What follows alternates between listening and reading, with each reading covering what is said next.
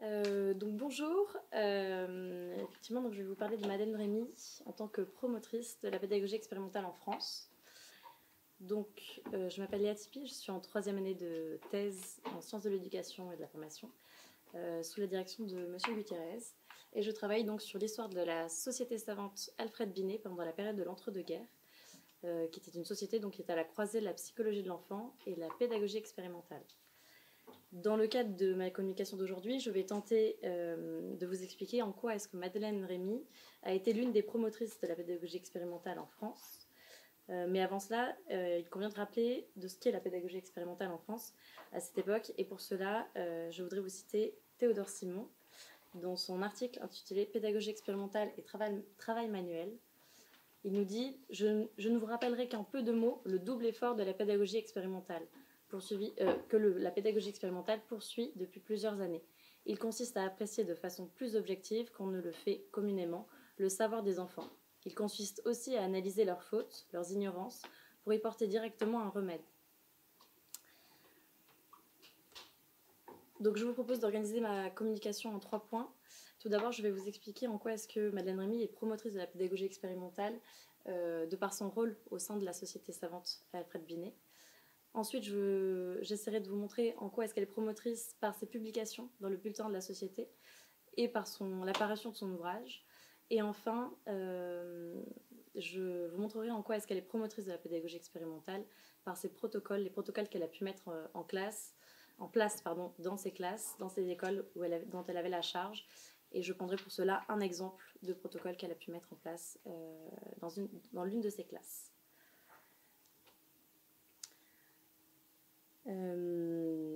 Afin de mieux comprendre donc en quoi est-ce que Madeleine Rémy a été promotrice de la pédagogie expérimentale au regard de son activité au sein de la société Alfred Binet, je vous propose un extrait de la réponse qu'elle fait aux allocutions faites au cours de la cérémonie en son honneur et qui rappelle parfaitement donc, son arrivée dans la société. Quand elle arrive, elle a 17 ans. Donc elle rentre tout juste comme institutrice. Elle nous dit le plus loin souvenir qui pour moi se rattache à la société date de 1900. J'avais 17 ans, je débutais dans une classe de section préparatoire. Je revois, comme si c'était hier, une salle de rez-de-chaussée de l'école Turgot. Il y avait là M. Belot, M. Boitel, peut-être quelques collègues présents aujourd'hui dans cette salle. Alfred Binet présidait. En quelques mots, il précisa ce qu'il attendait de nous, des observations de langage spontané sur nos élèves à l'occasion d'une image, d'un récit, d'un jeu. Je me souviens de mon étonnement. Et quoi, être institutrice n'était donc pas seulement apprendre à lire, à écrire, à compter. Je me mis à la tâche très timidement et très maladroitement du reste, participant à la plupart des grandes enquêtes d'alors, assistant aux réunions mensuelles en spectatrice curieuse, probablement et presque à mon insu, je subis l'influence qu'exerçait Alfred Binet sur tous ceux qui travaillaient pour lui, et j'appris surtout la valeur des faits. Donc elle débute en tant que spectatrice au sein de la société, mais très vite elle va quitter son rôle de spectatrice pour être vraiment actrice au sein de la société. Elle devient tout d'abord secrétaire de séance, puis secrétaire générale en 1926. Si l'on observe donc les différents tableaux que je vous ai mis ici, donc le premier tableau retrace donc le nombre de rapports de séance qui ont été publiés au sein du bulletin par année. Et ensuite, en dessous, vous savez le nombre de rapports de séance qui ont été retranscrits par Madeleine Rémy, dont elle était rapportrice de ces séances. On remarque donc plusieurs choses. Elle est très présente de 1917 à 1925, sachant qu'elle commence à vraiment agir dans la société en 1915. Donc dès le début de son rôle d'actrice dans la société, elle est très présente, notamment par son rôle au niveau des rapports de séance. Elle disparaît, entre guillemets, du paysage des rapports de séance à partir de 1926, qui s'explique parce que ça correspond à sa prise de poste en tant que secrétaire générale, donc elle ne pouvait pas tout faire à ce moment-là, et donc elle a laissé la main à Monsieur Tina, qui donc a repris son rôle de rapporteur de séance. Elle seconde toutefois entre 29 et 34, puisqu'il se retrouve tout seul à faire ça, alors que jusqu'à présent, ils étaient 2 rapporteurs de séance pour toutes les séances proposées par la société. Et enfin, on note une dernière période où il n'y a plus, où elle ne fait plus de rapport de séance. Et en fait, ça s'explique tout simplement parce qu'il n'y a plus de séance du tout au sein de la société, parce que c'est les quelques années qui précèdent la Seconde Guerre. Et après, pendant la guerre, de toute façon, les publications s'arrêtent complètement. Donc il y a un ralentissement des publications et un arrêt complet pendant la Seconde Guerre.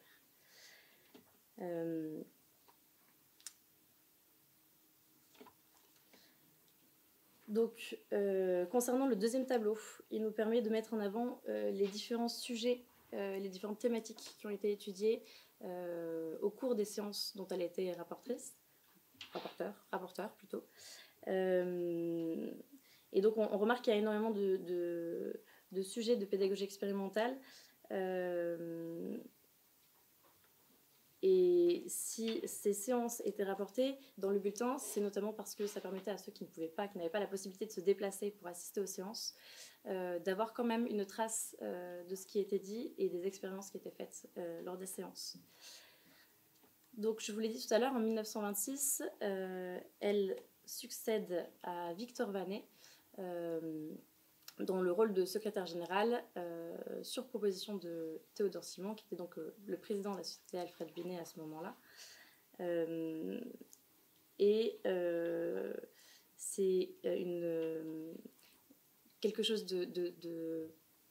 c'est un honneur pour elle de prendre la succession de Vanet, mais c'est quelque chose de très difficile aussi, parce que c'était quelqu'un de renommé dans son domaine et au sein de la société. Et on le voit notamment avec le texte qu'écrit Théodore Simon sur Victor Vanet, et qui nous dit « Outre les services que Vanet a rendus à la société Alfred Binet pendant les années de son secrétariat, de 1911 à 1926, son souvenir restera attaché au premier barème d'instruction et tout spécialement à une notation objective de la lecture à haute voix. Ce n'est là qu'un rappel de la contribution que Vanet a fournie à la psychologie de l'enfant et à la pédagogie expérimentale comme directeur de cette école de la Grange aux Belles, où fut créé en 1900 le premier laboratoire de pédagogie et où prirent naissance les tests pour la mesure du développement de l'intelligence. » Donc Vanet était très important au sein de la société en tant que secrétaire général, mais il avait aussi un rôle très important dans la pédagogie expérimentale. Et donc pour Madeleine Rémy, prendre sa suite était un sacré enjeu.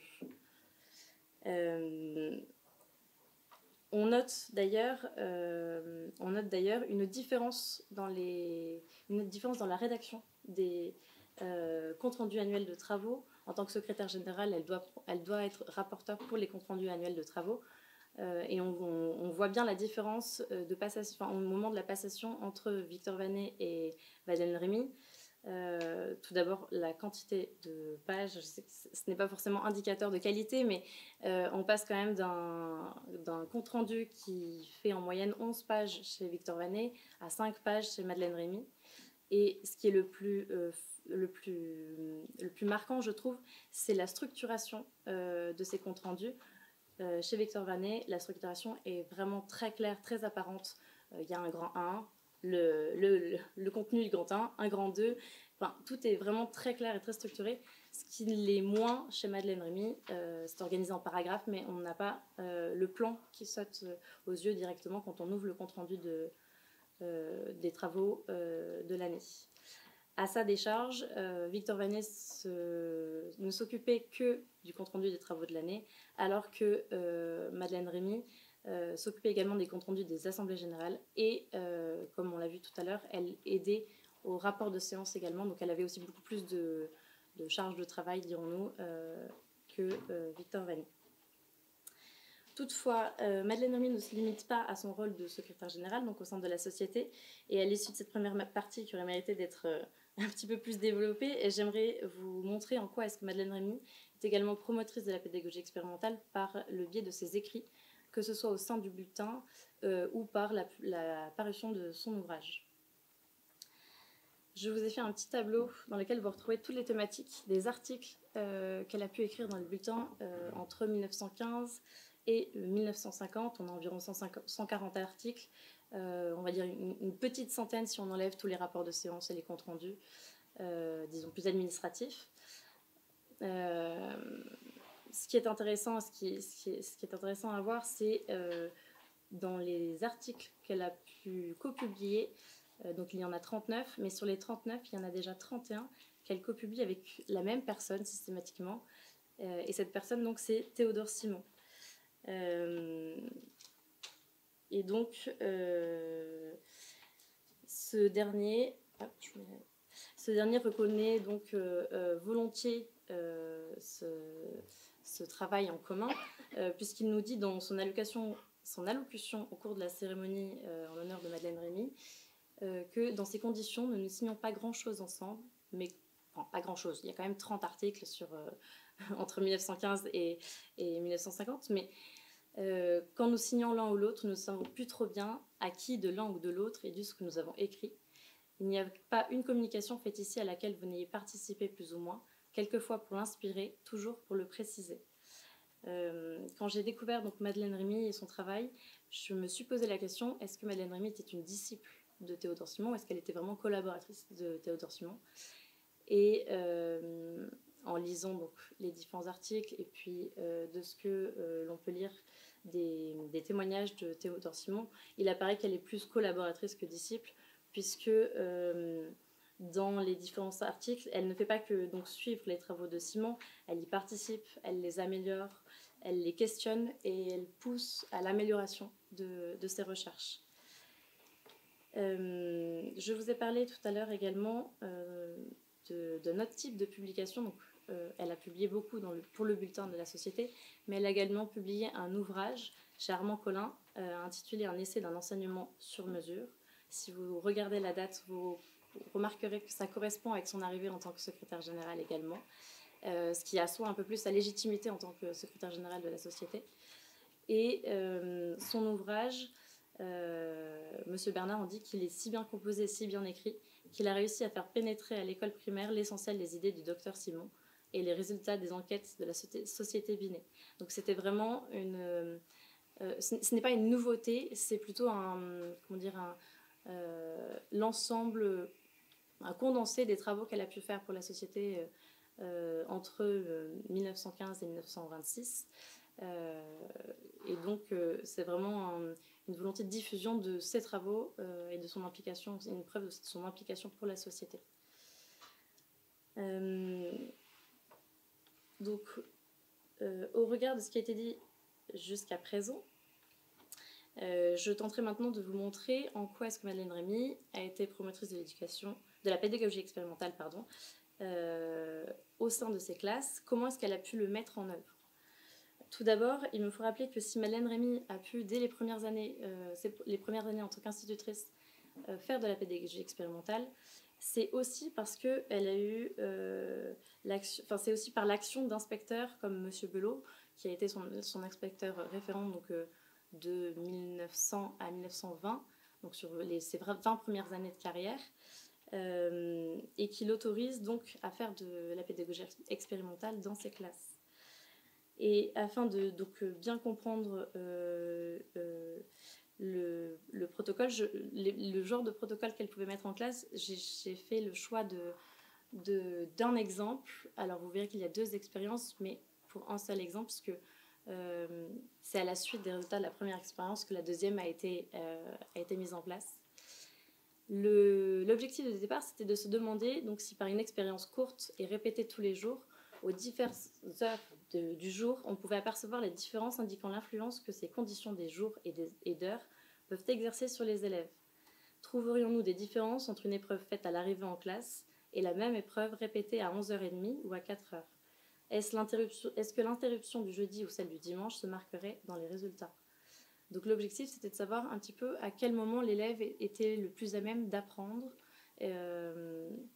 et la période, le moment de la journée où il serait le plus réceptif. Donc pour cela, Madeleine Rémy, donc dans sa classe, donc cette expérience a lieu en 1922. À l'époque, elle a une classe de perfectionnement dans une école pour jeunes filles à Paris, rue Tiquetonne. Et pour cela, donc, elle prépare une feuille avec des additions à un seul chiffre. Les feuilles sont distribuées à toutes les élèves, face cachée, et au signal, les élèves doivent retourner leurs feuilles et répondre le plus rapidement possible au plus grand nombre d'opérations. Et au bout d'une minute, un deuxième signal est donné et les élèves arrêtent et les feuilles sont récupérées. Les résultats de cette première expérience montrent une augmentation donc, du nombre de réponses justes entre le matin et la fin d'après-midi. Et on se rend compte également que les résultats du matin sont à peu près égaux aux résultats de la veille au soir. La seule exception qui a été repérée, c'est le vendredi où le nombre de réponses chute de manière plus importante.